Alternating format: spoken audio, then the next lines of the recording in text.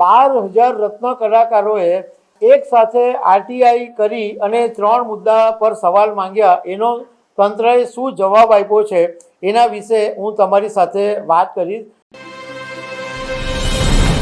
Diamond ઉદ્યોગમાં રત્ન કલાકારોને સરકારે શિક્ષણ સહાય ફી ચૂકવવાની વાત કરેલી હતી ને એ વાતને લગભગ 8 મહિના થઈ ગયા। એમાંથી ઘણા બધા રત્ન કલાકારોની ફી ચૂકવાઈ પણ ગઈ છે, પરંતુ 26,000 ફોર્મ, ટોટલ 76,000 ફોર્મ ભરાયા હતા, એમાંથી 26,000 ફોર્મ રદ થયા હતા અને 12,000 રત્ન કલાકારોએ એક સાથે આરટીઆઈ કરી અને 3 મુદ્દા પર સવાલ માંગ્યા, એનો તંત્રએ શું જવાબ આપ્યો છે એના વિશે હું તમારી સાથે વાત કરીશ। મારું નામ રાજેશ શાહ છે અને તમે જોઈ રહ્યા છો ગુજરાતના સૌથી મોટા ડિજિટલ ન્યૂઝ પ્લેટફોર્મ ખબરછે.com।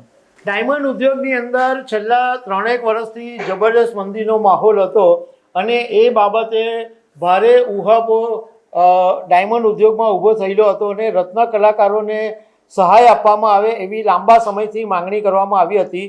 એ બાબતે ગુજરાત સરકારે 24 મે 2025ના દિવસે એવી જાહેરાત કરી હતી કે જે રત્ન કલાકારોના બાળકોની ફી ભરવાની હોય એમાં એક લિમિટ 13,500ની મર્યાદામાં એ જે તે રત્ન કલાકારના બાળકના ખાતાની અંદર એ ફી આપી દેવામાં આવશે। તો આમાં ટોટલ 76,000 ફોર્મ ભરાયા હતા, પરંતુ એમાંથી 26,000 ફોર્મ છે એ રદ થઈ ગયા હતા।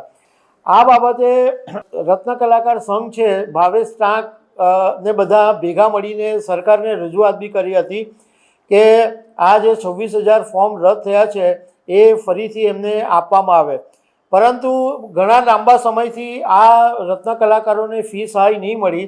એમાંથી 12,000 જેટલા રત્ન કલાકારોએ એક સાથે આરટીઆઈ કરી, રાઇટ ટુ ઇન્ફોર્મેશન, અને આવું પહેલી વાર બન્યું કે કોઈ એક સાથે 12,000 જેટલા રત્ન કલાકારોએ આરટીઆઈ કરી હોય।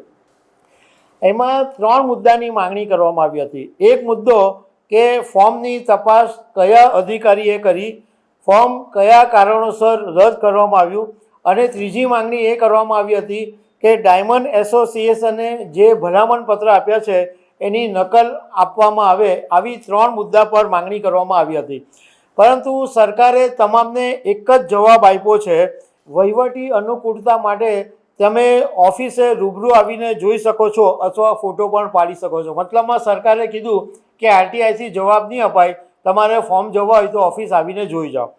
તો લગભગ 8 મહિનાથી આવા 26,000 રત્ન કલાકારો અટવાઈ રહ્યા છે।